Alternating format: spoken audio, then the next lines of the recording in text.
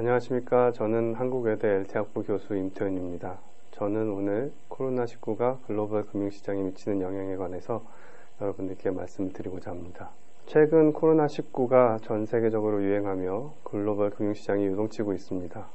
미국과 유럽 등 주요 선진국으로 전염이 확대되면서 국제 금융시장에서 급격한 변화를 보이고 있습니다. 전 세계적으로 주가 지수가 급락을 하고 있고 또 주요 원자재 가격도 하락하고 있으며 신용등급이 낮은 회사채의 가격도 급락하는 모습을 보이고 있습니다.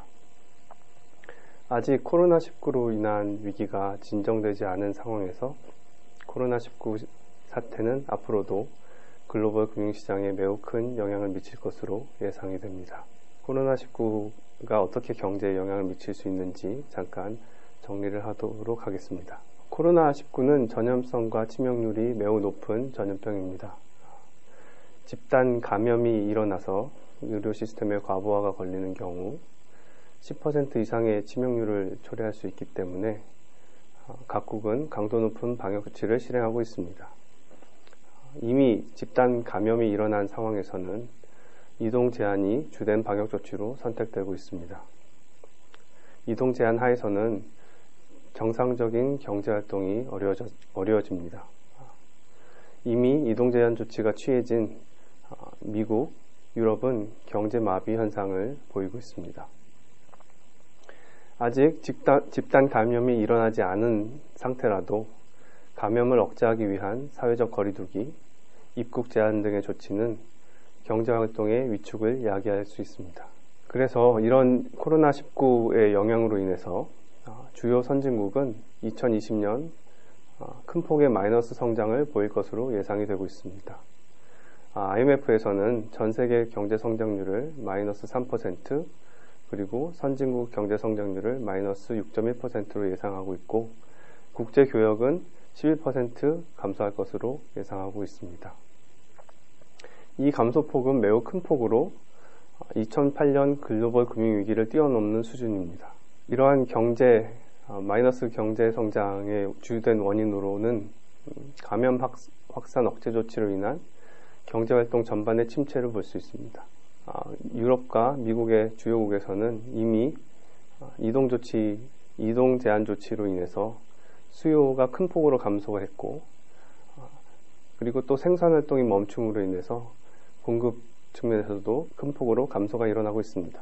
전 세계적으로 중요한 국가들에서 큰 폭으로 경기 침체가 일어나게 되면 무역 채널을 통해서 충격 전이가 일어날 수 있습니다. 그리고 각국의 전염병 확산 억제 조치로 국가 간 이동이 제한됨에 따라서 인적 교류가 크게 위축되고 있습니다. 인적 교류가 위축이 되고 이동 제한이 있음에 따라서 특히 직접적으로 영향을 받는 산업이 있는데 여행, 항공, 에너지 등의 산업에 직접적인 충격을 받고 있습니다. 2020년 4월 기준으로 전 세계 항공편이 약 90%가 감소를 했고, 유가가 하락을 해서 최근에는 선물 가격이 마이너스가 되는 지경까지 이르렀습니다. 그래서 항공과 에너지 산업은 이 코로나19로 인해서 1차적인 충격을 받는 산업이라고 볼 수 있겠습니다. 이 충격이 이런 산업들에만 국한되는 것이 아닙니다. 또 글로벌 가치사슬의 교란 가능성도 있습니다. 글로벌 가치사슬이란 생산 분업이 전 세계적으로 나눠진 그런 상황을 말하는 것인데요. 국가 간 이동 제한이 생기면서 이런 글로벌 가치사슬의 교란 가능성이 매우 높아졌습니다. 글로벌 가치사슬로 연결된 산업 간, 국가 간 생산 협력에 차질이 생기면서 향후 공급 충격이 예상이 됩니다. 이러한 공급 충격은 이 코로나19 사태가 진정이 되고 회복기에서 회복을 더디게 할 수 있는 부분으로 우리가 신경을 써야 될 부분이라고 생각이 듭니다. 최근에 중국 공장이 셧다운되면서 우리나라의 여러 산업 공장들도 같이 셧다운되는 현상을 볼 수 있었는데 이런 현상이 앞으로도 지속적으로 나타날 것이라고 예상이 됩니다. 코로나19가 글로벌 금융시장에서는 어떤 영향을 미치는지 살펴보도록 하겠습니다. 코로나19에 대한 근본적인 해결책이 부재한 현재입니다. 백신이 존재하지도 않고 아직 마땅한 치료제도 개발되지 않은 상태입니다. 이러한 상황에서는 경제적 충격의 강도와 기간이 매우 불확실합니다. 코로나19가 얼마나 경제에 악영향을 미칠 수 있을지, 그리고 이 악영향이 얼마나 오래 갈지에 대해서 매우 불확실한 상황인 것이죠.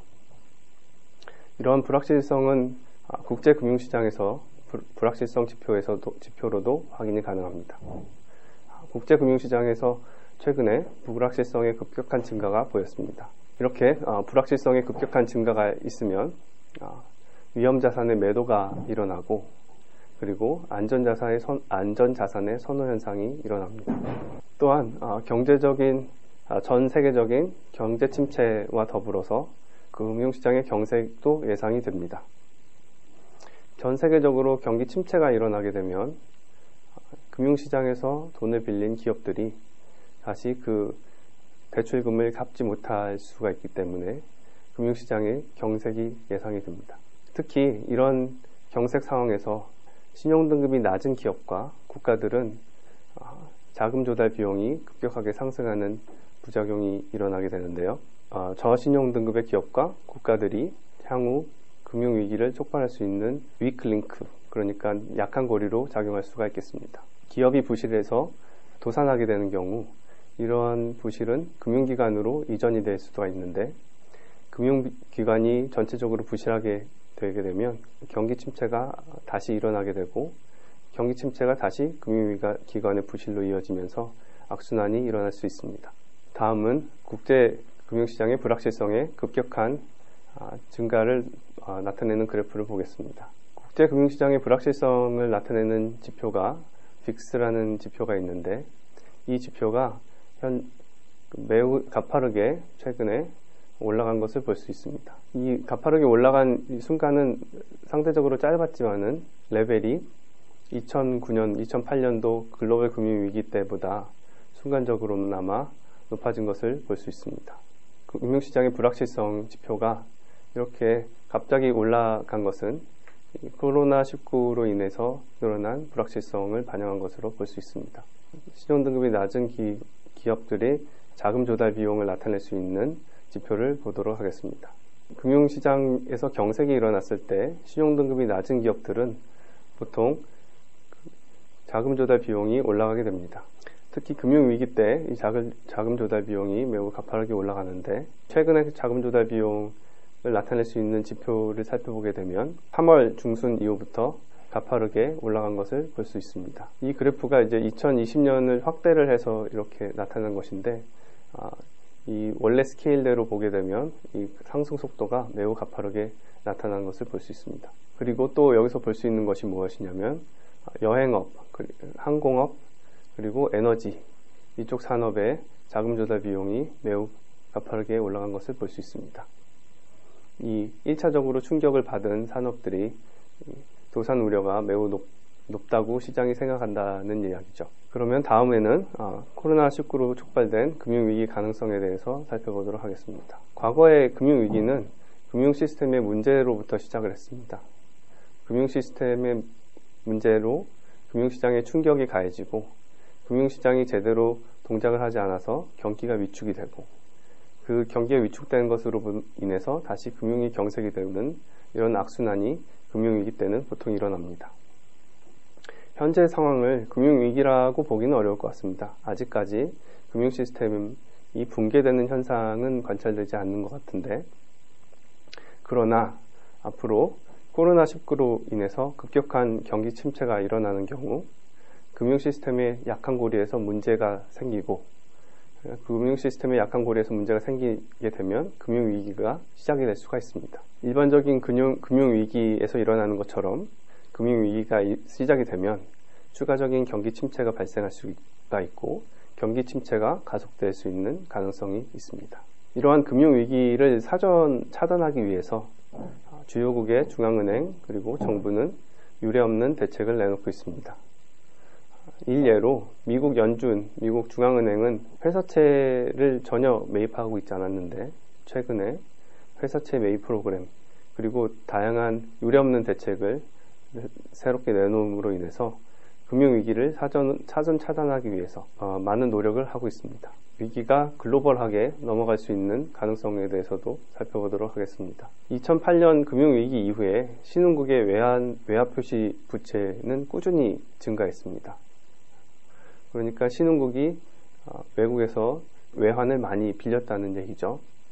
이러한 현상은 글로벌 금융위기 이후에 지속적으로 낮게 유지된 금리와 그리고 불확실성 지표가 낮게 유지된 것에 기인합니다.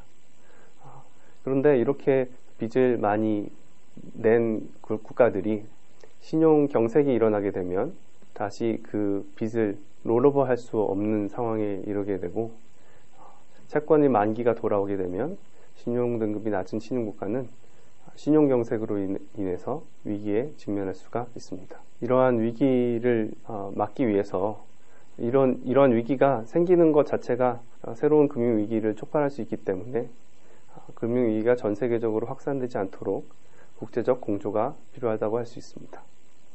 이러한 공조의 일환으로 최근 미국 연준은 빠르게 통화수합을 체결했고 이런 통화수합이 어느 정도는 이 전 세계적으로 금융위기가 확산되지 않도록 도움을 주었다고 볼 수가 있습니다. 그러나 이러한 가진 노력들이 지속적으로 유지가 될 것인가에 대해서는 아직 많은 의문이 있습니다.